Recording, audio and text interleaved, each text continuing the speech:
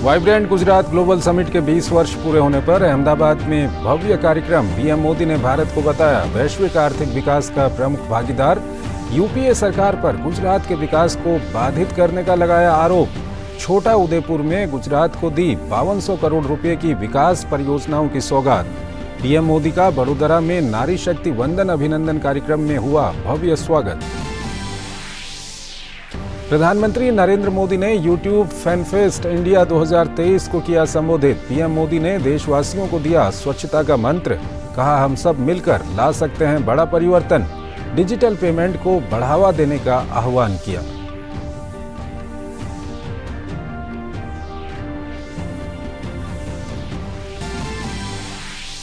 प्रधानमंत्री के प्रधान सचिव डॉक्टर पीके मिश्रा ने भारत की अध्यक्षता में सफल G20 शिखर सम्मेलन के आयोजन को लेकर की समीक्षा बैठक। विभिन्न कार्य समूहों का नेतृत्व करने वाले सभी संबंधित मंत्रालयों को अपने क्षेत्र विशिष्ट परिणामों को लागू करने के निर्देश। अधिकारियों से G20 वर्चुअल शिखर सम्मेलन की तैयारी करने को कहा।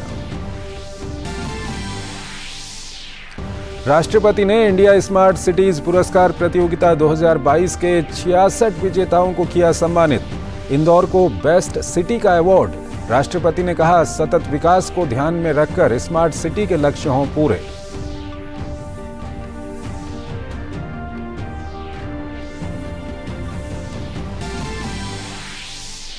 कनाडा के निराधार आरोपों पर विदेश मंत्री एस जयशंकर ने बोला सीधा हमला। कहा, अब तक नहीं मुहैया कराए सबूत। कनाडा संगठित अपराध को देता है संरक्षण। खालिस्तानी गैंगस्टर गठजोड़ पर एनआईए की बड़ी कार्रवाई। 50 जगहों पर छापेमारी।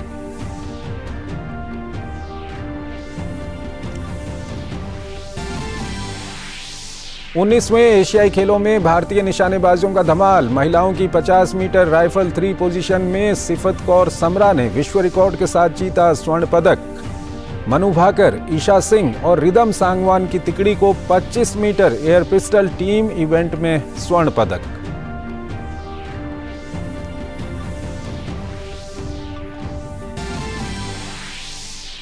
राजकोट में खेले गए 3 मैच की सीरीज के आखिरी वनडे में ऑस्ट्रेलिया ने भारत को 66 रन से हराया। वहीं भारत ने 2-1 से सीरीज की अपने नाम। शानदार फॉर्म में चल रहे शुभमन गिल बने मैन ऑफ द सीरीज।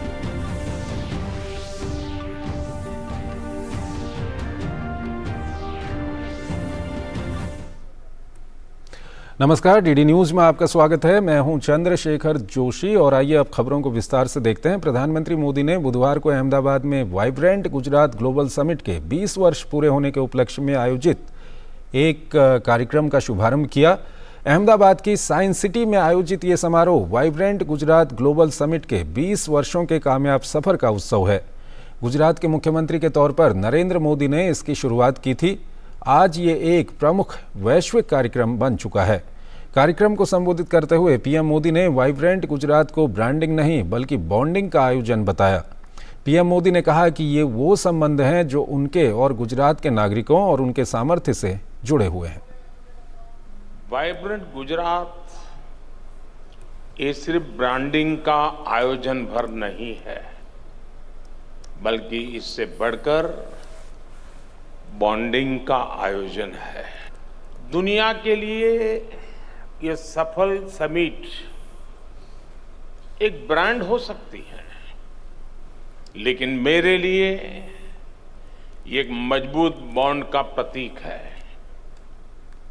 ये वो बॉन्ड है जो मेरे और गुजरात के 7 करोड़ नागरिकों से उनके सामर्थ्य से जुड़ा हुआ है।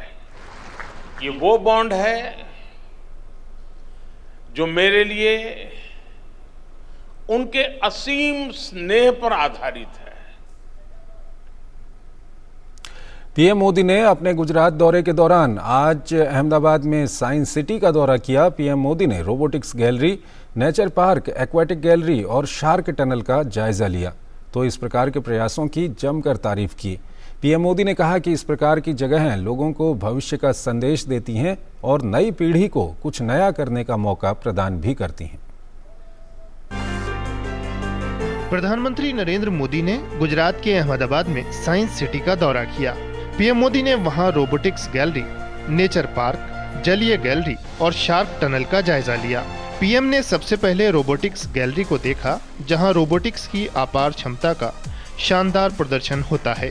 पीएम ने इस बात पर खुशी जताई कि कैसे रोबोटिक्स तकनीक युवाओं में जिज्ञासा जगा रही है।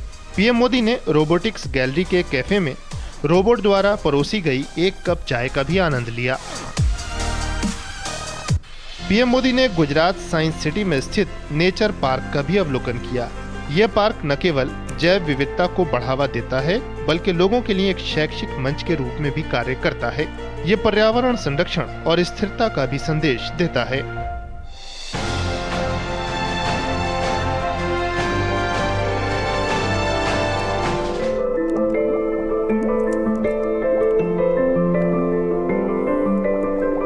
पीएम मोदी ने साइंस सिटी में जलीय गैलरी का भी अवलोकन किया।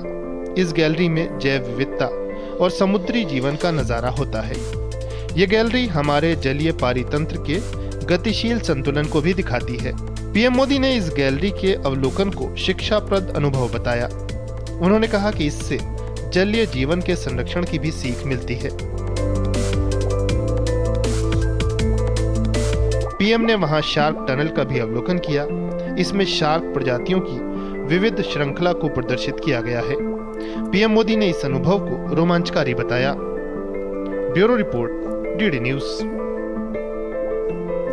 प्रधानमंत्री मोदी ने गुजरात को विकास परियोजनाओं का तोहफा दिया। पीएम मोदी ने छोटा उदेपुर के बोडेली में एक कार्यक्रम के दौरान राज्य को इन विकास परियोजनाओं की सौगात दी।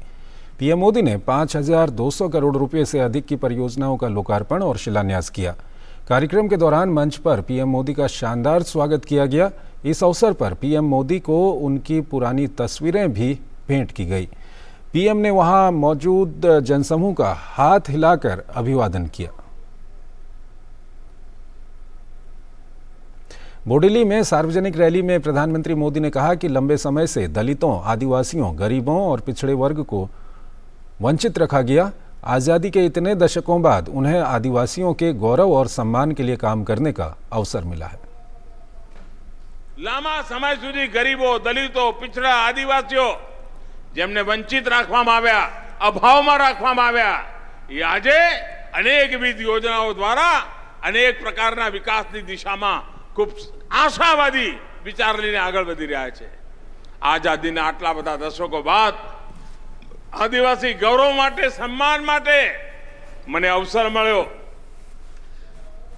હવે ભગવાન બિરસા મુંડા એમનો જે જન્મદિવસ છે એને जनजातीय गौरव दिवस तरीके आखो हिंदुस्तान मनावे छे।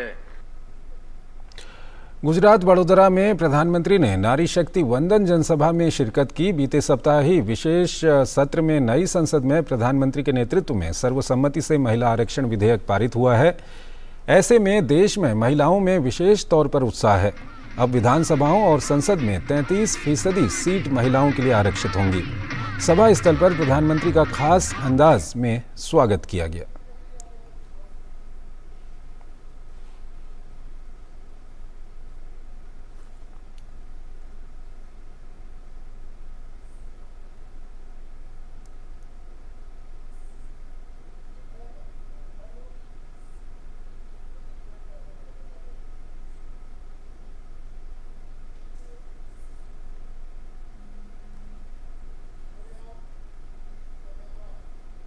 प्रधानमंत्री नरेंद्र मोदी ने यूट्यूब फैनफेस्ट इंडिया 2023 को संबोधित करते हुए कहा कि वो पिछले 15 सालों से यूट्यूब से जुड़े हैं। उन्होंने कहा कि हम सब मिलकर अपने देश की बहुत बड़ी आबादी के जीवन में परिवर्तन ला सकते हैं। प्रधानमंत्री ने आगे स्वच्छता मिशन पर जोर देते हुए कहा कि हम सब की प्राथमिकता स्वच्छता बनी रहनी चाहिए। उन्होंने डिजिटल पेमेंट को बढ़ावा देने की अपील की। उन्होंने कहा कि इससे ज़्यादा से ज़्यादा लोगों तक पहुंचाया जाना चाहिए। फ्रेंड्स, मैं वर्षों से ये देखता रहा हूं कि कैसे आपका कंटेंट देश के लोगों को इम्पैक्ट करता रहता है और हमारे पास एक मौका है कि इस इम्पैक्ट को हम और इफेक्टिव कर सकते हैं। हम एक साथ मिलकर देश की बहुत बड़ी आबादी के जीवन में बदलाव ला सकते हैं। हम एक साथ मिलकर कितने ही लोगों को और सशक्त कर सकते हैं, एम्पावर कर सकते हैं। प्रधानमंत्री के प्रधान सचिव डॉक्टर पीके मिश्रा ने G20 शेरपा अमिताभ कांत, विदेश सचिव विनय मोहन क्वात्रा और DEA सचिव अजय सेठ के साथ एक उच्च स्तरीय बैठक में G20 शिखर सम्मेलन के नतीजों पर आगे की कार्यवाही की समीक्षा को लेकर बैठक की। इस दौरान डॉक्टर पीके मिश्रा ने अधिकारियों से G20 वर्चुअल शिखर सम्मेलन की तैयारियों को शुरू करने का निर्देश दिया, जिसकी घोषणा प्रधानमंत्री ने पहले की थी। इसके अलावा सभी कार्य समूहों को अपने अपने मंत्रालय और विभागों द्वारा सम्मेलन के परिणामों पर मासिक अपडेट भेजने का निर्देश दिया गया है। प्रधान सचिव डॉक्टर पीके मिश्रा ने साथ ही कहा कि भारत की अध्यक्षता में आयोजित G20 शिखर सम्मेलन ने बेहतर और ठोस परिणाम हासिल किए हैं। राष्ट्रपति द्रौपदी मुर्मू ने मध्य प्रदेश के इंदौर में आयोजित 2 दिवसीय इंडिया स्मार्ट सिटी कॉन्क्लेव 2023 के अंतिम दिन शिरकत की। कॉन्क्लेव में उन्होंने इंडिया स्मार्ट सिटीज पुरस्कार प्रतियोगिता के 66 विजेताओं को भी सम्मानित किया। कॉन्क्लेव में राष्ट्रपति द्रौपदी मुर्मू ने कहा कि वर्ष 2047 तक भारत में शहरी आबादी 40 करोड़ से बढ़कर 87 करोड़ हो जाएगी। ऐसे में भारत की GDP में शहरों का योगदान भी बढ़ेगा। 40 करोड़ से बढ़कर 87 करोड़ से अधिक हो जाएगी। तो हमारे 50% से अधिक देशवासी शहर क्षेत्रों में रहेंगे। भारत के शहर आज देश की GDP में लगभग 2/3 योगदान करते हैं। अनुमान है कि शहरों का GDP को कुल योगदान वर्ष 2047 तक 80% से अधिक हो जाएगा। इन आंकड़ों से ये संदेश मिलता है कि शहरों और नगरवासियों की बढ़ती आकांक्षाओं और जरूरतों को ध्यान में रखकर भविष्य का रोड मैप तैयार करना है और उस पर आगे बढ़ना है। मध्य प्रदेश के अपने दौरे पर राष्ट्रपति द्रौपदी मुर्मू ने जबलपुर में मध्य प्रदेश उच्च न्यायालय के नए भवन की आधारशिला रखी। मध्य प्रदेश उच्च न्यायालय का नया भवन करीब 460 करोड़ रुपए की लागत से लगभग 1.25 लाख वर्ग मीटर क्षेत्र में बनाया जाएगा। नया भवन 9 मंजिला होगा और पहले चरण में इस भवन में 31 कोर्ट रूम बनाए जाएंगे। इस मौके पर राष्ट्रपति द्रौपदी मुर्मू ने कहा कि न्याय व्यवस्था से जुड़े लोग इस बात का खास ध्यान रखें कि न्याय पाना इतना महंगा न हो जाए कि ये आम आदमी की पहुंच से दूर हो जाए। राष्ट्रपति ने न्याय पाने की प्रक्रिया को सहज और निःशुल्क बनाने के लिए संस्थाओं और वकीलों से आगे आने की अपील की। राष्ट्रपति ने हाल ही में पारित महिला वंदन अधिनियम की सराहना करते हुए अदालतों में भी महिला जजों की संख्या बढ़ाने की सलाह दी। मेरा मानना है कि महिलाओं में न्याय करने का नैसर्गिक भाव होता है। इसीलिए कहा जाता है कि एक माँ अपने बच्चों के बीच भेदभाव नहीं करती है। न्याय देने की प्रक्रिया किसी एक गणितीय सूत्रों पर आधारित नहीं है। न्याय प्रशासन में पुस्तकीय ज्ञान के साथ साथ व्यवहार बुद्धि का प्रयोग भी अपेक्षा होता है। इस प्रक्रिया में भावनाएं, परिस्थितियां और संवेदनशीलता जैसे अन्य आयाम भी महत्वपूर्ण होते हैं। इसीलिए न्याय व्यवस्था में महिलाओं की अधिक से अधिक भागीदारी न्यायपालिका के भी हित में होगी। उपराष्ट्रपति जगदीप धनखड़ ने राजस्थान के जोधपुर में नेशनल लॉ यूनिवर्सिटी के छात्रों और संकाय सदस्यों को संबोधित करते हुए कहा कि किसी भी गलत चीज पर युवाओं को आवाज उठानी चाहिए। उन्होंने कहा कि हम कानून के प्रति उत्तरदायी हैं और कोई भी व्यक्ति कानून से ऊपर नहीं है। उन्होंने लोकतंत्र में युवा और छात्र शक्ति की अहमियत सबसे ऊपर है, ये कहा। There can be no greater force in a democracy than the student power, than the youth power.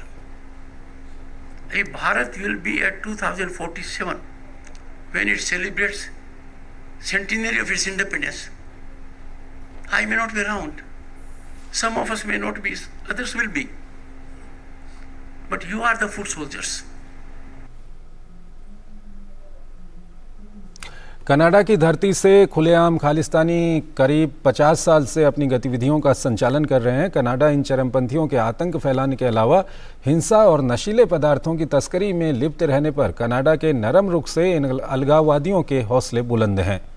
इस मामले में विदेश मंत्री एस जयशंकर ने भी कहा कि पिछले कुछ वर्षों में कनाडा में कई तरह के संगठित अपराध के मामले सामने आए हैं।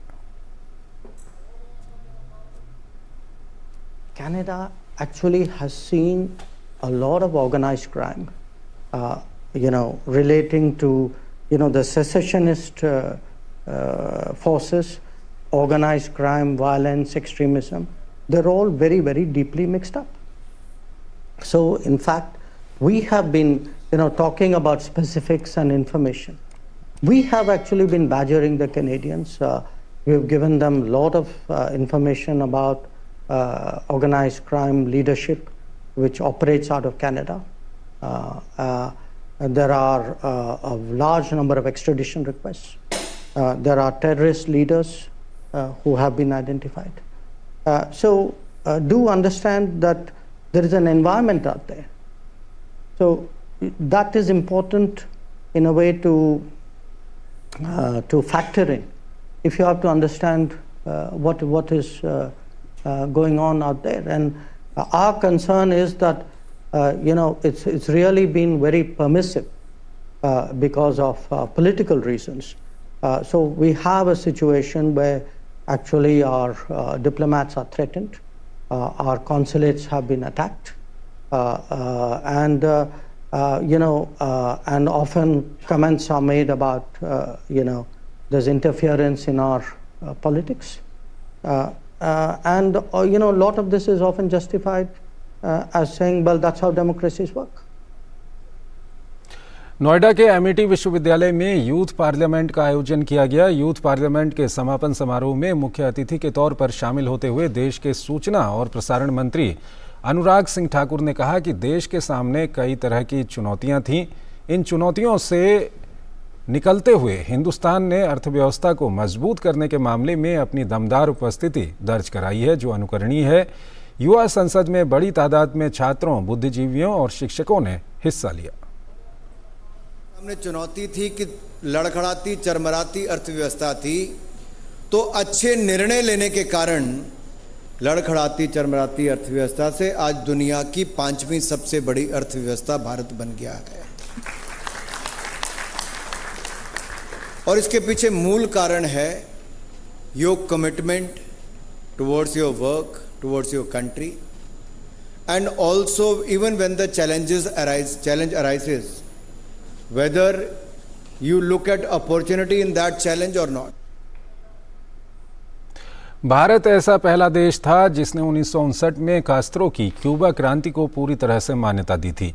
अमेरिका और क्यूबा के रिश्तों की परवाह किए बिना भारत ने 6 दशकों तक क्यूबा के साथ राजनीतिक, व्यापारिक, सांस्कृतिक और आपसी संबंधों को प्रमुखता दी थी। राजधानी दिल्ली में क्यूबा के साथ रिश्तों पर एक समारोह का आयोजन किया गया।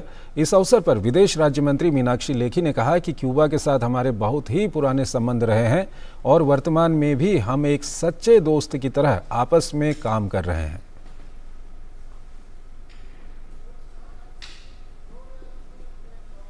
Celebrating that and also remembering that our age-old, long-standing friendship, the seeds of which were sown way back 60 years ago, and they got their strength when Fidel Castro asked his scientists to study the impact of moringa, and moringa plants became a symbol of India's friendship with Cuba. इस अवसर पर भारत में Cuba के राजदूत एलेजांड्रो Marin ने कहा कि हमारे भारत के साथ आपसी रिश्ते अटूट हैं। We celebrate and project our bilateral relations into the future, and we do so taking as the pretext the 50th anniversary of the first visit of the historical leader of the Cuban Revolution, Fidel Castro, to India in September 11 and 12, 1973. India was one of the first countries to recognize the young Cuban revolutionary government, and Cubans very soon identified with India's independence spirit and of course admired his culture, his history, and his noble people. Bharat के लगभग 4,40,000 या 75% गाँवों ने खुले में शौच मुक्त ODF plus का दर्जा हासिल कर लिया है। ODF प्लस गाँव ऐसा गाँव होता है जिसने ठोस या तरल अपशिष्ट प्रबंधन प्रणालियों को लागू करने के साथ साथ अपनी खुले में शौच मुक्त ODF स्थिति को बरकरार रखा है। पेयजल और स्वच्छता विभाग की सचिव विनी महाजन ने कहा कि अब तक 4,43,000 से अधिक गाँवों ने खुद को ODF प्लस घोषित कर दिया है, जो 2024-2025 तक स्वच्छ भारत मिशन ग्रामीण के दूसरे चरण के लक्ष्यों को प्राप्त करने की दिशा में एक महत्वपूर्ण कदम है। ग्रामीण क्षेत्र का संबंध है तो पिछले कुछ समय में बहुत अच्छी प्रगति पूरे देश भर में देखी गई है। हमारे आज की तिथि में 75% से भी ज़्यादा गांव अपने आप को घोषित कर चुके हैं ODF प्लस, अर्थात उन्होंने इस संपूर्ण स्वच्छता की ओर पहला कदम ले लिया है।